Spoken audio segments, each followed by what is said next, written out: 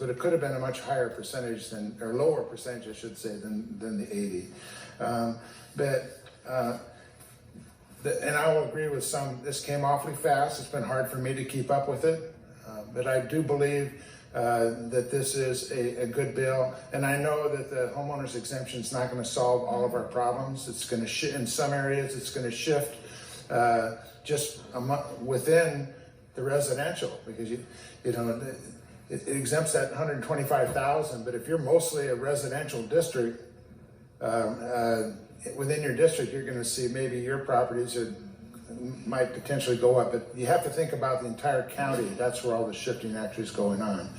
But I wish there was other ways that we could do this, and maybe one of these days we'll find a way that we can share more with the cities and the counties through our sales tax, or to give some form of a direct cash return to the counties in order to reduce the property tax amounts, and that could be more fairly distributed to the landlords and the homeowners, and it could be also to the business owners.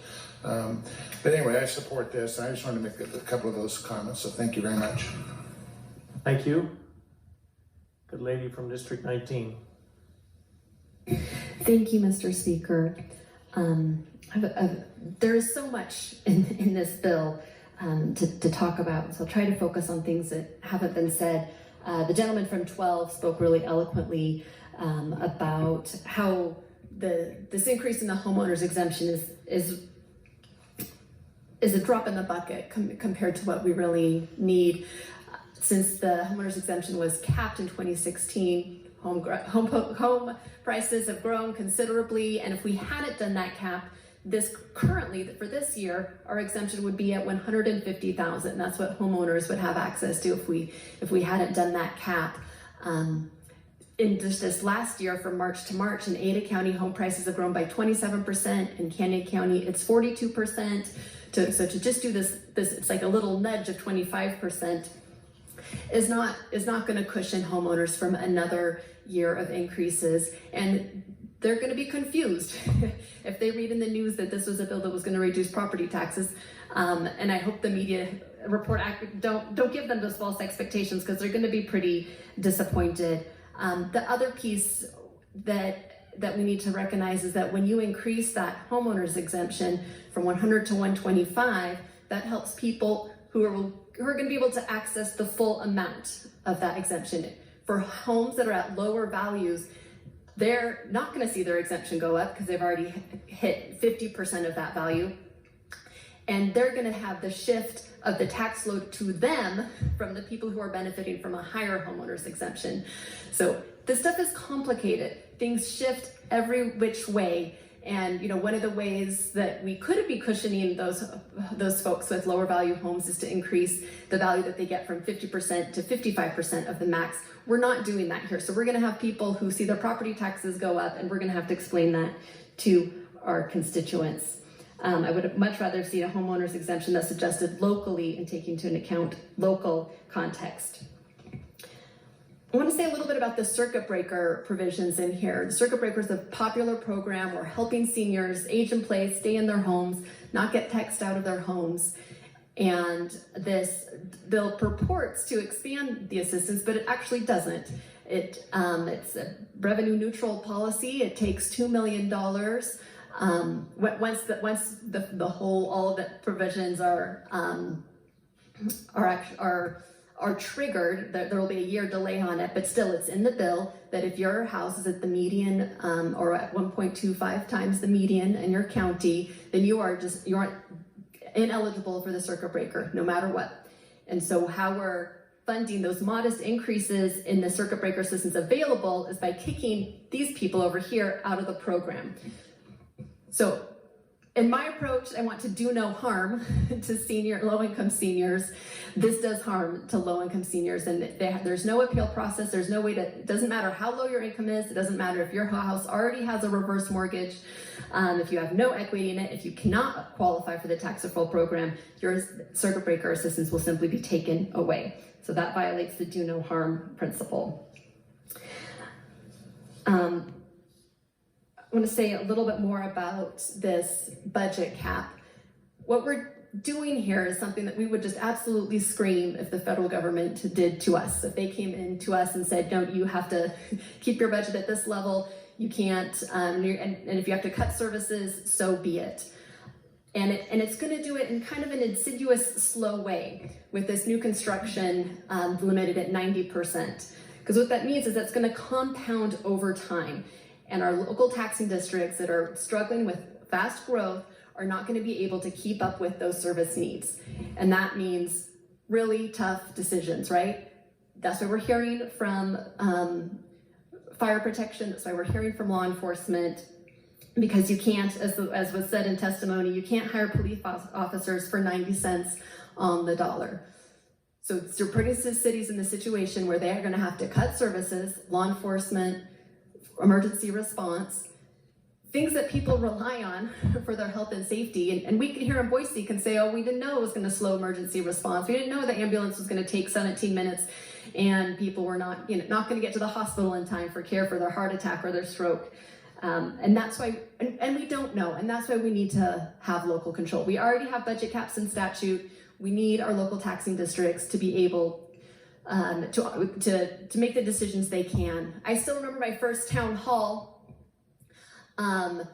filled with people from the North Ada Fire District, where their budget cap, they hit their budget cap years ago, and their fire response is completely inadequate, and they're terrified and they're angry, and no one can help fix their problem because they're at the budget cap. Then there are a lot of other fast-growing fire districts in the same situation. People get hurt when we can't have responsible services. And cities know this. Cities know that they're in this tough position where they're going to either cut services, or the other option is to stop the growth, to stop the new construction. And that's what we saw when these similar discussions were happening on the other side of this building.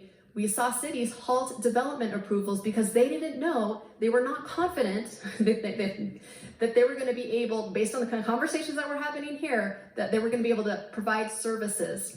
We are in a housing crisis in this valley, and we can't stop new home construction because the crisis is going to get worse. People cannot afford homes as they are. Homes are being scooped up before they even hit the market. And so if developers stop getting approvals for home construction, if cities stop approving those, the housing crisis is going to get even worse, particularly for Idahoans who are already at a disadvantage and can't pay those high prices that people coming from out of state can. And then finally, this bill is heavily tilted towards the sector that's already benefiting a lot from the tax shift that we have on autopilot.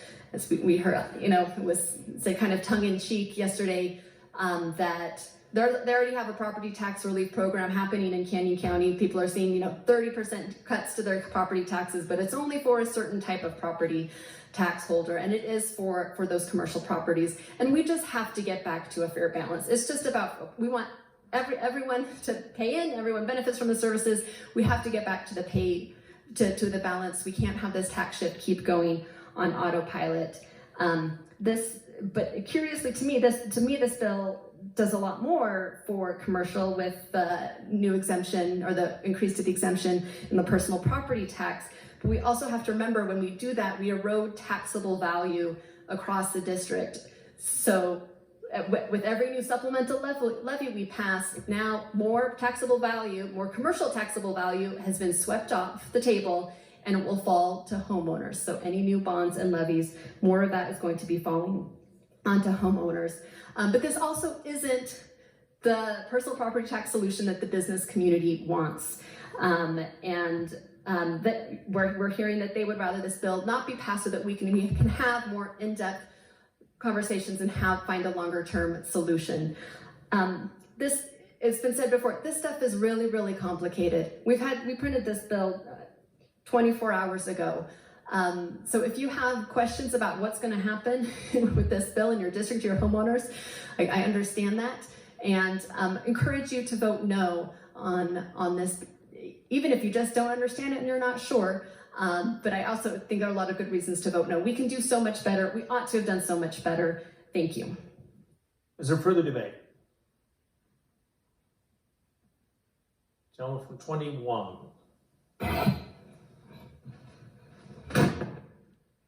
Thank you, Mr. Speaker. I support this bill.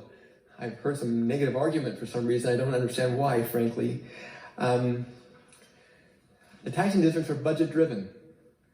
They set their budgets and then they raise the money however they need to fill the budget, following the rules.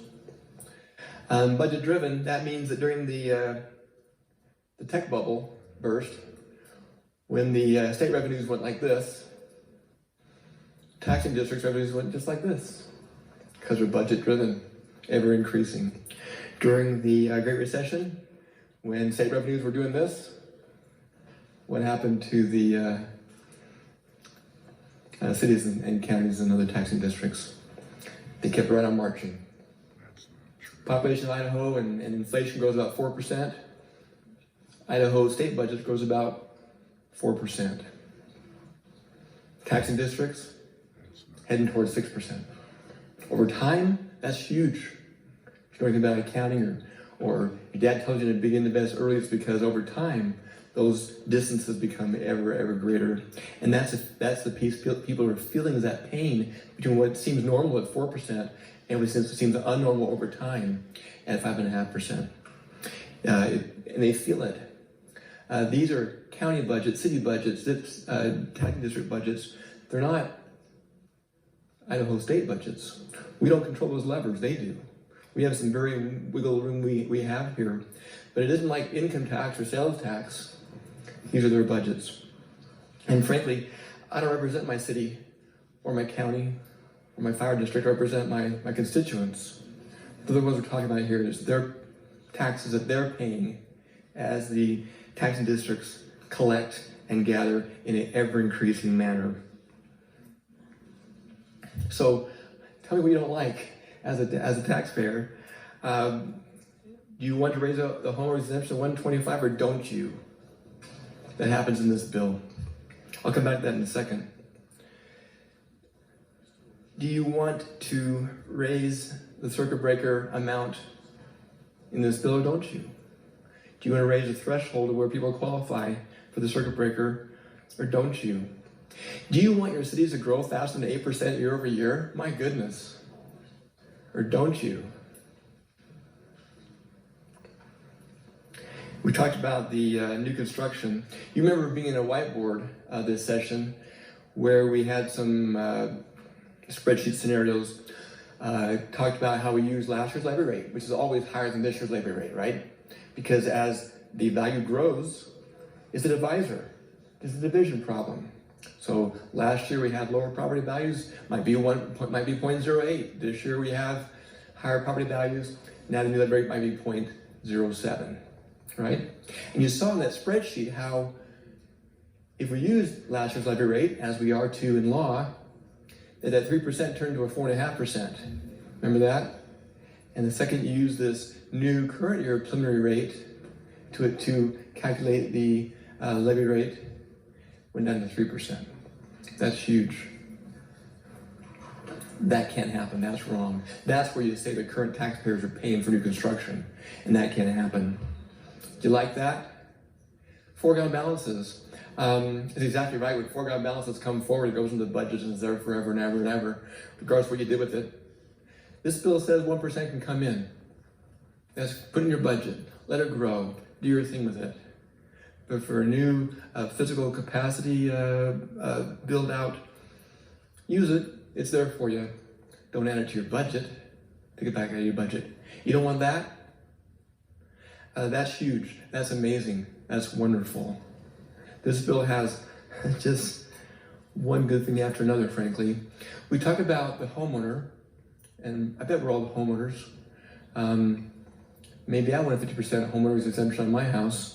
That'd even be a lot of good. But because we're budget driven, it all shifts. And who does it shift to? We've heard a little bit of negative stuff on industry for some reason. You mean commercial, you mean farming, you mean mining, you mean timber, you mean operational assets? Is that who you're talking about that you're angry at? Homeowners represent 43% of our property values. It's a big chunk. It's the plurality of it, frankly, but not a majority. Guess how much homeowners pay as a percent of their property taxes, as a percent of their property value in property taxes, even after the homeowner's exemption? About 1.14% of the value. Does that seem right? Does that seem wrong? I don't know. Commercial represents about 20% of all the values. Guess what they pay as a percent of their value? 1.11. I'm sorry, 1.17. They're higher than the 1.14 that the homeowner pays after their homeowner's exemption. Does that 1.17 seem about right that the commercial is paying? We're talking about benefits for the homeowner. We're talking about benefits for commercial, frankly, with the personal property tax. You know what we haven't spoken about? The 30% of non-owner occupied, right? Guess who gets the shift? They pay the full rent. They pay the full property tax. They don't get a homeowner's exemption. When you shift to them, they get every bit of it. And guess who doesn't call the mayor? The renter doesn't realize what they're paying. Guess who does call the mayor? And that's the homeowner. So yes, we feel for the homeowner. We feel also for the renters in our communities who can't afford a home, who are also retired and on a fixed income. And so let's do something for lots of people. This bill has lots of good things in it. We talked about the expansion of the homeowner's exemption, but don't forget all the other good features that are in here that bend the curve, bend that 5.5% year-over-year curve down just a little bit, and that is property tax relief. Thank you. Is there further debate? Lady from 11. Thank you, Mr. Speaker. All right, so I think we all came here with the idea that we'd be able to give tax relief to our constituents and to the citizens of Idaho. I know there was an interim committee that was formed. I was not on that myself, but I know that there was one to go over tax relief. And we've had this longer than normal session that we've been in here to be able to talk about tax relief. And there's been some really good ideas and proposals in regards to tax relief that have been brought forward by members of this body to no avail. And so it boggles my mind that this is what we have. This is what we have to go back to our constituents with. Now, there are good things within this proposal, within this bill, but I don't see how it's going to benefit a larger body, a larger population in the state. And I have been getting emails from businesses and from other people in my district that are very concerned with what might transpire with this because we don't really know. And to have this put upon us 24 hours ago, 26-ish pages to try to digest and try to take in, we have no time to be able to go back to our constituents or to our cities or our towns or what have you to really discuss this with them, to really ask them, how is this going to impact you? What are the negatives? What are the positives? And I think that's a really huge disservice to the constituents in our area to rush something like this through, not knowing what the consequences will be. So while we were in our committee yesterday, while I commend the work that has been done, I still have a lot of concerns and don't feel comfortable passing this piece of legislation simply because of the rush that was done. And again, I wish we could have come back with all sorts of tax relief. I really feel that there were other really good bills in regards to other types of taxes that we could have brought before this body to talk about and to discuss and really give our taxpayers the relief that they're needing and desiring. And I just don't feel that was accomplished this legislative session. And I feel badly about that because that was one of the big things I think a lot of us wanted to come here to do, was to be able to provide that tax relief. And where our state is bringing in billions of dollars, why is this the best that we can do? I just don't understand that. So I cannot support this piece of legislation at this time because I think we can do better. And if we are going to rush something through like this, it's a disservice to our constituents. And I just don't feel that I can go back and tell my constituents I did the best that I can. Is there further debate? Lady from 8. Thank you, Speaker. Well, so when this hour of testimony, or however long it's been, I've been able to call out of my 5 counties. I've gotten a hold of 3 of my assessors, and every one of them said that this is not good, just on the initial perusing, that the raising of the homeowners exemption just isn't enough. As far as the, these are their words, as far as the circuit breaker, a lot of the seniors are going to be pushed out of their homes because they're going to lose that. And so that's 3 of 5, and that's just the amount of time that I've had to call. So right now I can't support this bill either. It's just come up way too fast. They did say they appreciated the other property tax bill and that they had plenty of time to look at that one and definitely supported it. So again, that's my district. I'd appreciate your no vote. Thank you. Is there further debate? Gentleman from 8. Thank you, Mr. Speaker. Mr. Speaker, I almost hate to admit the fact that I understand this piece of legislation. I've lived property taxes from local government perspective. Being a former fire chief, a county commissioner, one that dealt with foregone balance, one that didn't like putting more money in foregone balance because we had too much in there. At that time, I wasn't allowed to not put it in. I had to put it in. We've solved some of those problems. This goes a little farther and helps further solve some of those problems. This does help homeowners. It's a 25% increase in their homeowners exemption. I don't know about you, but 25% is a lot at one time. It also increases some of the circuit breaker for the veterans, for those who are in most need of a reduction in their out-of-pocket property taxes. This thing does so many good things that I'm afraid we're trying to let our quest for perfect get in the way of good.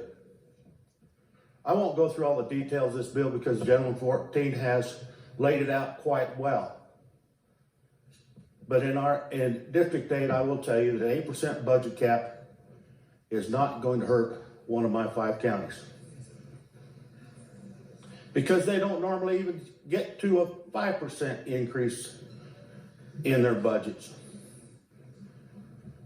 But Mr. Speaker, I won't belabor the point. I think we need to vote on this legislation, so I would encourage your support of this lengthy tax bill. Thank you. Is there further debate? Gentleman from 28. Thank you, Mr. Speaker. I want to tell you, I've been here for 5 years. That's probably too long, Randy. Looked desperately for tax relief legislation, and I'm so happy that we have something that I can vote on and go back to my constituents and say, I voted for property tax relief. It may not be perfect, as everyone says. Maybe we can do better. Maybe there's a lot of things that can be improved, but this is what we have to vote on. And I would be hard pressed to go back to my constituents and say, I didn't really think it was that good. I really thought that there was something we could come up with. So I voted against it, and I think you'll be happy because down the road, years and years away, we'll come up with something really perfect. I don't think we can do that. That's number one. Number two is that, again, I've been here for a while, and every piece of legislation that has been considered that would cut taxes in any way, every county commissioner that's in my district, regardless of which party they're from, every mayor in my district, regardless of which party they're from, were absolutely opposed to any tax cuts in any way, any shape, any form. And they don't like their budgets cut, they don't like taxes cut. And you talk to all the people that are in their cities, all the people that are in their counties, all the people that are in our districts, they want their property taxes cut, they want their income taxes cut. And so I don't want to go as far as to say those county commissioners, they're the enemy, because they're really not. I hope none of them are listening right now. But I don't think you can make your decision based on whether your county commissioners like this or not, because they're not going to like anything that cuts their budgets in any way. So I'm just excited to be able to vote yes on some legislature that will potentially save our constituents money. Is there further debate? Good lady or good gentleman from District 35? Sorry. Thank you, There was a Mr. head Speaker. fake behind you. Go ahead. Appreciate the opportunity. Most of the legislators already stole my talk and went through it really well. I'm voting in favor of the bill, and a lot of these moving parts are really hard to get to know. I know last year I was in Rev and Tax, and it was hard for me to understand all the moving pieces. And I get that you're trepidatious about voting on something maybe you don't understand or have a working knowledge of, and I get that, and I get that it came on pretty quick, and that the process maybe went through a little too quick for you. But I can guarantee you that those individuals, your cities and counties were represented. They have a lobbyist. He was calling them. He was contacting them. They were being contacted. They know what's happening on this bill. I'm not on Rev and Tax anymore, and I probably got taken off because I was a bit too vocal sometimes. And I was vocal about the tax bills that were coming through because they mostly affected this area. And in the Boise area, they mostly affected that area. And everything that came through hurt my area. My area in District 35, we have a really conservative district. Our county commissioners do a wonderful job of taking care of the budgets. They watch them. They fret over them. They worry about the people and how they pay their taxes. They want to give more relief, and they balance their budgets really well. Well, every bill that I saw come through in Rev and Tax that hurt my area, this bill doesn't hurt my area. This bill is a good bill. Finally, they found an even bill that maybe stops some of the growth in the areas that are maybe growing too fast, or the commissioners aren't doing as good a job. But it doesn't hurt the commissioners that are doing a good job. I like this bill. I know the process was quick. I know it came through quick. I know it has a lot of moving parts. But every moving part that the good representative from 14 has explained is a good move in the right direction. Do we need to tweak it? Maybe. Can we lower 1 or 2%? Maybe. Can we take it to 55%, or can we take it to 7% on some of those things? Can we move it from 90% to 80% to 70%? And we can do all that. But let's set a standard, and let's pass a good bill that goes a long ways, and that we can go home and say, we did our best on property tax. We can do more next time, but we're working on it. And I think this is the direction we need to go. And I appreciate the opportunity to speak, Mr. Speaker. Thank you. Is there further debate? Down from 16. Thank you, Mr. Speaker. I have a little bone to pick about the status of our property tax situation. I'm a Democrat, and contrary to popular belief, I am not lying home at night awake thinking about giving tax relief to people. But every single door I knock, it's the issue that comes up. So I had to run on it last time. That's not why I wanted to be a legislator. That wasn't my motivating factor, but it is what my constituents are talking about. And it's what's on their minds all the time. Since 2016, I live across the street from a very large retailer. Since 2016, their property taxes have dropped. The elderly neighbor I have who's on a fixed income, they're in their 80s, a lovely couple I go to church with, their property taxes have doubled in that same.